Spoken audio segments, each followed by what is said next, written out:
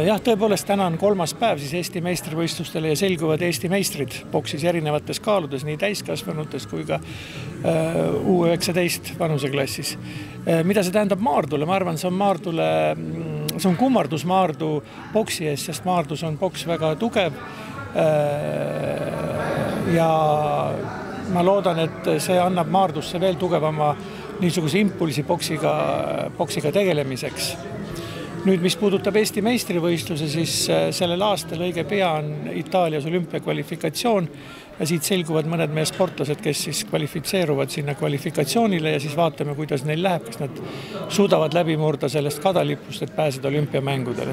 Ja muidugi alati selgub siit Eesti koondis, kes esindab Eestit nii Euroopa kui maailma meistrivõistlustel. Meil on ka partnerid, on Eesti Kultuurkapital, Tallinna linn on alati toetanud boksi ja kindlasti Maardu linn. Suur tänu Maardu linnale, Maardu linna peale, kes siis ka toetab seda üritust. Maardul on hea meel ja au, et täna Eesti meistrivõistlused boksis viiakse Maardus läbi. Maardu on spordilinn ja see ainult tugevdab nii meie imidžit kui ka annab uute sportlastele innustus ja tahtmis tegeleda spordiga.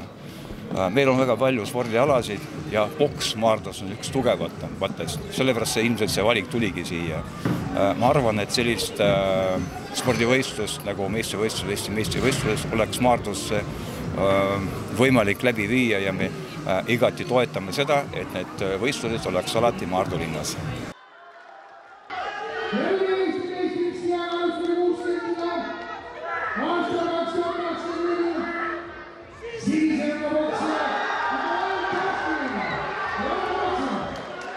Me näeme, et meil on hästi palju perspektiivikaid boksijaid, kes on väga noored ja siis me näeme, et kui palju tahtmist neil on juba esimestest sekunditest. Nad siis üritavad näidata kõike, mida nad oskavad. Ma arvan, et staažikamad boksijad kindlasti ütlevad neile, et tuleb natuke külmaverelisemalt läheneda, aga see tuleb aastatega niikuinii. Ja ma arvan, et see perspektiiv on meil olemas. Boks on ikka klassikaline spordiala. Viimasel ajal räägitakse hästi palju sellest, et võib-olla ei ole see enam nii moodne, nii populaarne, kui see kunagi on olnud.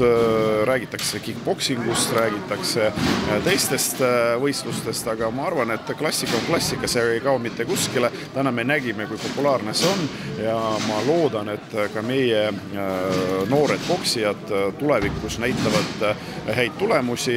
Need sportlased, keda ma nägin ringis aastad ja võib-olla mõned aastad tagasi, nüüd on juba treeneriteks saanud ja siis kõik oma parimad omadused siis loomulikult üritavad oma õpilastele edastada. Nii et ma loodan, et tulevik on Eesti boksil kindlasti helge ja selleks on meil kõik olemas.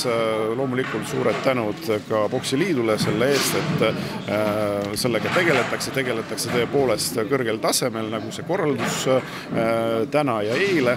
Nii et ma võin öelda, et need 2 päeva oli siis Maardus suureks boksipeoks ja ma arvan, et kunagi see peab kindlasti korduma.